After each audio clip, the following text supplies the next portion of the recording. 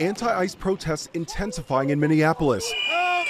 Agents clashing with demonstrators 1 week after Renee Good was shot and killed by an ICE officer. And this morning, at least 6 federal prosecutors have resigned over how the case is being handled by the government, focusing on investigating Renee Good and her ties to protest groups. The Trump administration claiming she was a domestic terrorist. State and local officials outraged, saying the FBI is not sharing evidence.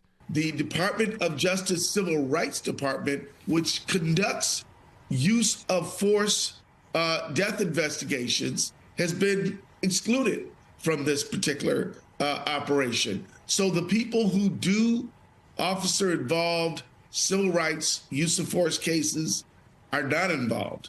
But Deputy Attorney General Todd Blanche saying there is currently no basis for a criminal civil rights investigation.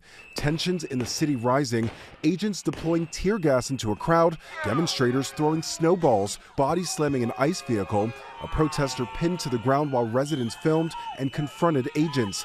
A woman pulled out of this vehicle while claiming she's disabled, and allegations that American citizens were detained while working at this Target store in Minnesota. As for Renee Good, President Trump was asked what he would say to her father, Trump saying, "I would bet you that she, under normal circumstances, was a very solid, wonderful person, but her actions were pretty tough." Influential podcaster Joe Rogan weighing in, appearing to question the administration's immigration crackdown. And I can also see the point of view of the people that say, yeah, but you don't want militarized people in the streets just roaming around, snatching people up, many of which turn out to actually be U.S. citizens that just don't have their papers on them. Are we really going to be the Gestapo? Where's your papers? Is that what we've come to? Minnesota and the Twin Cities have filed lawsuits claiming agents were told to, quote, push the envelope of immigration enforcement tactics. President Trump responding saying, Minnesota Democrats love the unrest that anarchists and professional agitators are causing.